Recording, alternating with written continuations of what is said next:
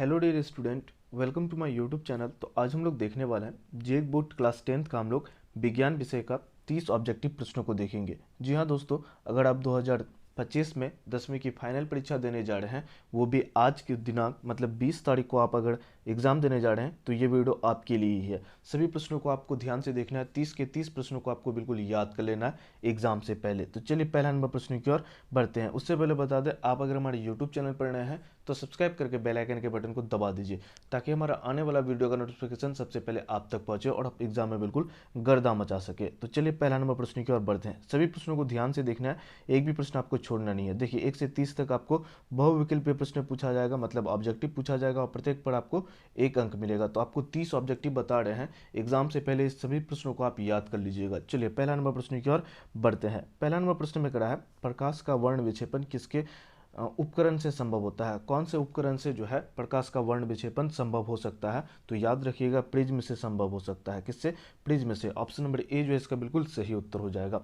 चलिए आगे बढ़ते हम लोग दूसरा नंबर प्रश्न की ओर बढ़ते हैं। दूसरा नंबर प्रश्न में करा है, 30 सेंटीमीटर फोकस दूरी के अवतल दर्पण के फोकस पर एक वस्तु को रखा गया है, प्रतिबिंब प्रतिबिंब की दर्पण से दूरी कितनी होगी? तो इसका जो सही उत्तर होगा वो हो जाएगा ऑप्शन नंबर सी, अनंत पर होगा।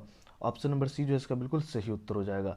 चलिए आगे बढ़ते हम लोग तीसरा नंबर प्रश्न की ओर। तीसरा नंबर प्रश्न में करा है, चंद्रमा पर खड़े अंतरिक्ष यात्री को आकाश प्रतीत होता है। तो चंद्रमा पर खड़े अंतरिक्ष यात्री को जो है आकाश कैसा प्रतीत होता है? तो याद रखिएगा, काला प्रतीत होता है। कैसा? काला। ऑप्शन नंबर डी जो है इसका बिल्कुल सही उत्तर हो जाएगा।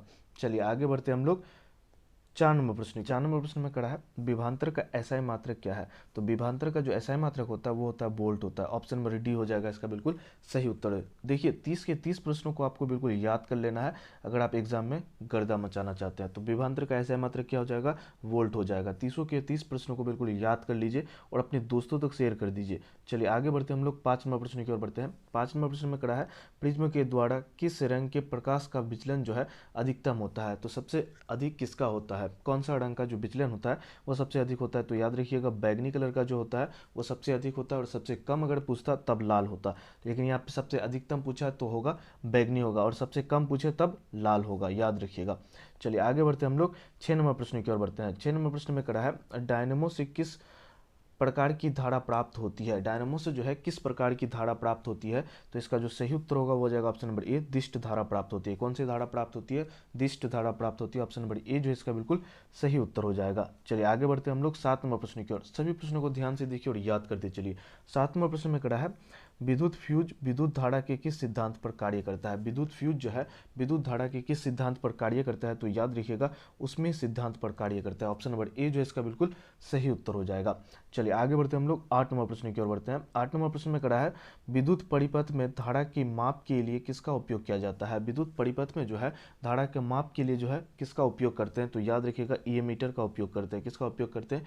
ए मीटर का उपयोग करते हैं। ऑप्शन नंबर सी जो है इसका बिल्कुल सही उत्तर हो जाएगा। चलिए आगे बढ़ते हम लोग 9 नंबर प्रश्न की ओर बढ़ते हैं। 9 नंबर प्रश्न में करा है, शब्दकोश मतलब डिक्शनरी जो होता है में पाए गए छोटे अक्षरों को पढ़ते समय आप निम्न में से कौन सा लेंस लेना पसंद करेंगे? तो 5 सेंटीमीटर फोकस दूरी वाले उत्तल लेंस। ऑप्शन नंबर सी जो है इसका बिल्कुल सही उत्तर हो जाएगा। 9 का जो सही उत्तर होगा वो हो जाएगा ऑप्शन नंबर सी हो जाएगा, 5 सेंटीमीटर फोकस दूरी का एक उत्तल लेंस लेना पसंद करेंगे।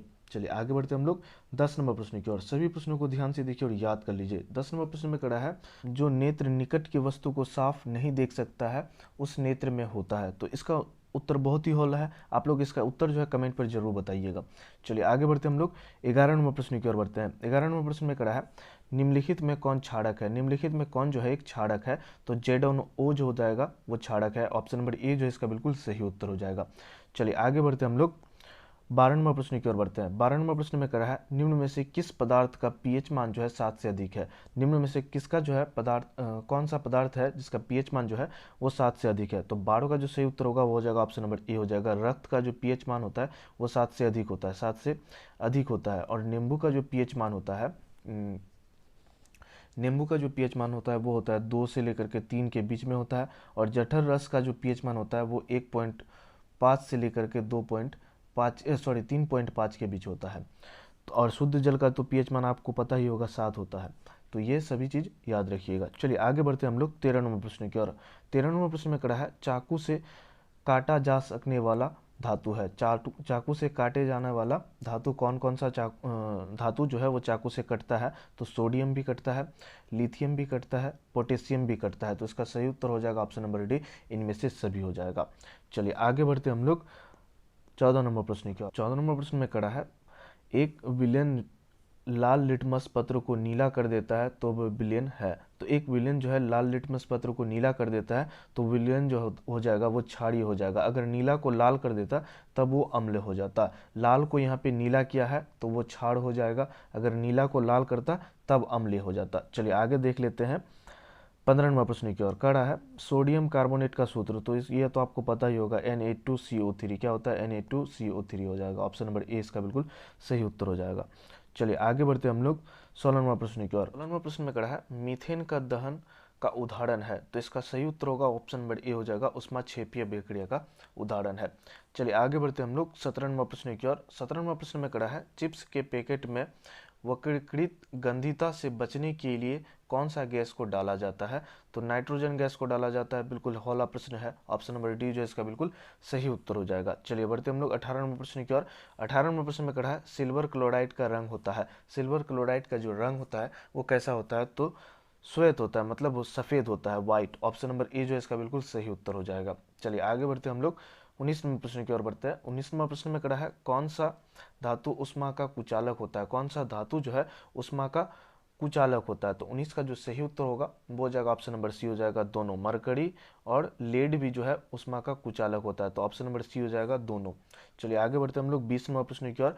20 नंबर प्रश्न में कहा है, मेथोनाइक अम्ल किस में उपस्थित रहता है? मेथोनाइक अम्ल जो है किस में उपस्थित रहता है? तो 20 का जो सही उत्तर होगा वो हो जाएगा ऑप्शन नंबर डी, नेडल डंक में भी रहता है और लाल चींटी की डंक में भी रहता है। तो ऑप्शन नंबर सी हो जाएगा, दोनों में रहता है। चलिए आगे बढ़ते हम लोग 21 नंबर प्रश्न की ओर। 21 नंबर प्रश्न में करा है, रुधिर के तरल भागों को क्या कहते हैं? रुधिर के तरल भागों को क्या कहते हैं? तो प्लाज्मा कहते हैं। ऑप्शन नंबर ए जो इसका बिल्कुल सही उत्तर हो जाएगा। चलिए आगे बढ़ते हम लोग 22 नंबर प्रश्न की ओर। सभी प्रश्नों को बिल्कुल याद कर लीजिए, 30 के 30 प्रश्नों को। यहाँ से एग्जाम में प्रश्न पूछे जाने की संभावना बहुत ज़्यादा है। चलिए बढ़ते हम लोग 22 नंबर प्रश्न की ओर। कड़ा है, आहार नली के किस भाग में भोजन का अंतिम पाचन होता है? आहार नाल के किस भाग में जो है भोजन का अंतिम पाचन होता है? तो छोटी आंत हो जाएगा। ऑप्शन नंबर डी जो है इसका बिल्कुल सही उत्तर हो जाएगा। चलिए आगे बढ़ते हम लोग 23 नंबर प्रश्न की ओर। 23 नंबर प्रश्न में कड़ा है, अमीबा में किस प्रकार का पोषण होता है? अमीबा जो है किस प्रकार का पोषण होता है? तो स्वपोषण होता है। कैसा होता है? स्वपोषण। ऑप्शन नंबर सी जो है इसका बिल्कुल सही उत्तर हो जाएगा। चलिए आगे बढ़ते हम लोग 24 नंबर प्रश्न की ओर। सभी प्रश्नों को बिल्कुल याद कर लीजिए, 30 के 30 प्रश्नों का।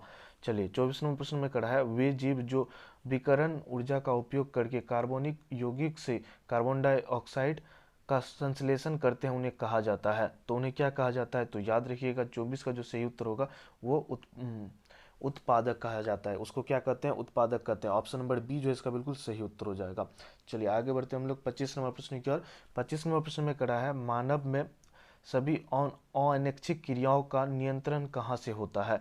तो 25 का जो सही उत्तर होगा वो हो जाएगा ऑप्शन नंबर डी हो जाएगा, मेडुला से नियंत्रण होता है। कहाँ से? मेडुला से होता है। ऑप्शन नंबर डी जो इसका बिल्कुल सही उत्तर है। चलिए बढ़ते हम लोग 26 नंबर प्रश्न की ओर। 26 नंबर प्रश्न में कर रहा है, निम्न में से कौन सा मादा जनतंत्र का जनन तंत्र भाग नहीं है? तो देखिए, गर्भाशय भी मादा है, उसके बाद अंडाशय, उसके बाद अंडा वाहिनी, लेकिन ऑप्शन नंबर सी हो जाएगा, शुक्र वाहिका जो है वो मादा जनतंत्र भाग नहीं है। ऑप्शन नंबर सी इसका बिल्कुल सही उत्तर हो जाएगा। चलिए आगे बढ़ते हम लोग 27 नंबर प्रश्न की ओर। 27 नंबर प्रश्न में कड़ा है, जीव में पाए जाने वाले जैव प्रक्रम। तो जनन भी है होता है, उसके बाद पोषण भी होता है, उसके बाद श्वसन भी होता है। तो ऑप्शन नंबर डी हो जाएगा, इनमें से सभी हो जाएगा। चलिए आगे बढ़ते हम लोग 28 नंबर प्रश्न की ओर। कड़ा है, शाकाहारी कहलाते हैं, शाकाहारी कहलाते हैं प्राथमिक उपभोक्ता, द्वितीय उपभोक्ता, तृतीय उपभोक्ता या इनमें से कोई नहीं? तो देखिए, शाकाहारी जो होता है वो प्राथमिक उपभोक्ता के अंदर में आता है। जो शाकाहारी होता है वो प्राथमिक उपभोक्ता के अंदर में आता है, और जो मांसाहारी होता है वो द्वितीय उपभोक्ता में आता है, और जो सर्वाहारी होता है वो तृतीय में आता है। तो याद रखिएगा, शाकाहारी बोला है तो प्राथमिक उपभोक्ता होगा। या पूछ दे प्राथमिक उपभोक्ता में कौन से आते हैं, तो याद रखिएगा शाकाहारी, और द्वितीय उपभोक्ता में कौन भी आते हैं तो मांसाहारी, और तृतीय उपभोक्ता में सर्वाहारी आ जाएगा। तो चलिए आगे बढ़ते हम लोग 29 नंबर प्रश्न की ओर। 29 नंबर प्रश्न में करा है, ओजोन परत का अवक्षय करता है, तो CFC मतलब क्लोरोफ्लोरोकार्बन जो है ओजोन परत का अपक्षय करता है। चलिए आगे बढ़ते हैं हम लोग 30 नंबर प्रश्न की और अंतिम प्रश्न है ये।